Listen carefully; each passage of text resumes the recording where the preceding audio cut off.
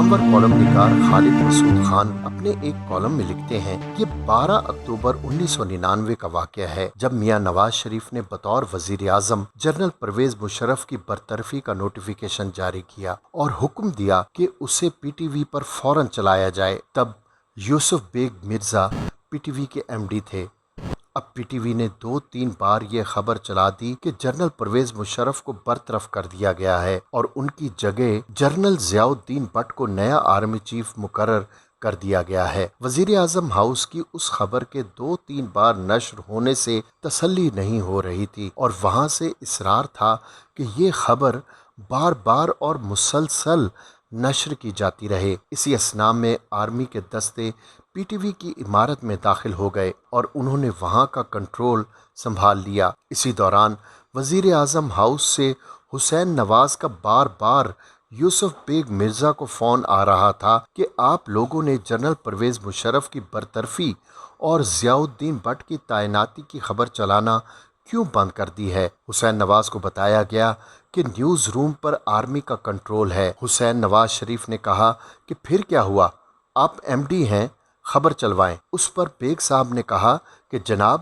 ان کے پاس ہتھیار ہیں اور وہ کسی کو قریب نہیں آنے دے رہے۔ اس پر حسین نواز نے ایک تاریخی فقرہ کہا، بیگ صاحب یہ قربانی کا وقت ہے، آپ ان سے لڑ جائیں۔ کیا ہوا اگر وہ آپ کو شوٹ کر دیں گے، آپ اعلیٰ رتبے پر فائز ہو جائیں گے۔ دوسروں کو قربانی کے رتبے پر فائز ہونے کا درس دینے والے خود لندن میں ان فلیٹوں میں مزے کر رہے ہیں جو ان کی ملکیت ہی نہیں تھے، اور قوم کو اپنے بیانیے پر قربان ہونے کی تلقین کی جا رہی ہے۔ قوم کو بیانیے پر جان دینے کی ترغیب سے یاد آیا کہ میاں نواز شریف کے بیانیے سے تو شہباز شریف کو اتفاق نہیں ہے، یعنی پارٹی کے رہبر اور قائد کے بیانیے سے پارٹی کے صدر کو اتفاق نہیں۔ کیا مزے کی بات ہے۔ شہباز شریف اپنے بڑے بھائی میاں نواز شریف کے تابع فرمان بھی ہیں اور حکم کے غلام بھی، ان سے محبت کرتے ہیں اور بے پناہ احترام بھی۔ ان کی خاطر کئی بار اقتدار کی آفرز کو ٹھوکر بھی مار چکے ہیں اور ان کی سیاسی میراث کے آج کل امین بھی ہیں، یعنی مسلم لیگ نون کے صدر بھی ہیں، لیکن اپنی تمام تر فرما برداری اور احترام کے باوجود ان کے بیانیے سے 180 ڈگری کا موقف رکھتے ہیں۔ نواز شریف اور شہباز شریف کے پہلے اور دوسرے دور حکومت میں معاملات اس وقت خراب ہونا شروع ہوئے جب اداکاراؤں اور ماڈل گرلز نے اخلاقیات کا لحاظ نہ کرتے ہوئے دونوں بھائیوں کو وقت دینا شروع کر دیا۔ اگر کوئی ایک مخصوص اداکارہ اس ہفتے بڑے میاں سے ملاقات کرتی تو اگلے ہفتے وہ میاں شہباز شریف کے ساتھ ہوتی۔ میاں نواز شریف اور میاں شہباز شریف دونوں کو علم تھا کہ وہ انٹیلیجنس ایجنسیوں کی نظروں میں ہیں، لیکن اس کے باوجود دونوں بھائی احتیاط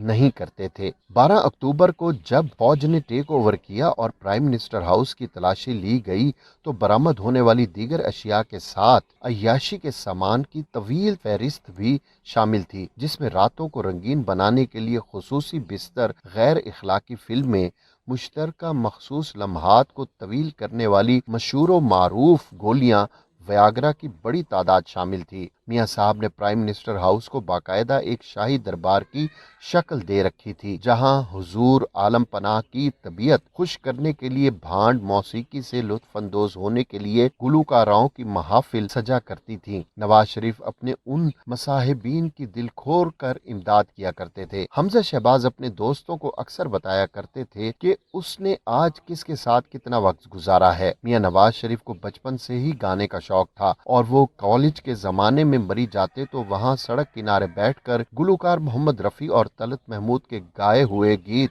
گنگنایا کرتے تھے۔ طاہرہ سید سے نواز شریف کی دوستی کی ایک وجہ یہ بھی تھی کہ انہیں طاہرہ سید کی آواز بہت پسند تھی۔ نواز شریف اور طاہرہ سید کو ایک دفعہ ٹریفک پولیس کے ایک انسپکٹر نے رات کو ٹریفک سگنل کی خلاف ورزی کرتے ہوئے روک لیا تھا۔ یہ ٹریفک انسپکٹر طاہرہ سید کو نواز شریف کے ساتھ دیکھ کر پہلے تو حیران ہوا اور پھر انسپکٹر نے انہیں اور دونوں نے اس انسپکٹر کو چھوڑ دیا۔ اسی طرح ایک رات جب میاں شہباز شریف نے زیبا بختیار کو ان کے گھر سے پک کیا اور موٹر وے کی جانب چل پڑے تو ان کی حفاظت کے لیے مامور ملٹری انٹیلیجنس کے میجر نے انہیں راستے میں روکا کہ سر آپ ہٹ لسٹ پر ہیں، اس لیے سیکیورٹی کے بغیر سڑکوں پر گھومنے کا خطرہ مول نہ لیں۔ اسی طرح شہباز شریف کے اور بھی بہت سے قصے مشہور ہوئے، جن میں ایک پولیس افسر کی بیگم سے شادی کرنا تھا جس نے چھوٹے میاں کی خاطر اپنے خامند پولیس افسر سے طلاق لے لی تھی۔ دونوں بھائی کافی رنگین مزاج رہ چکے ہیں۔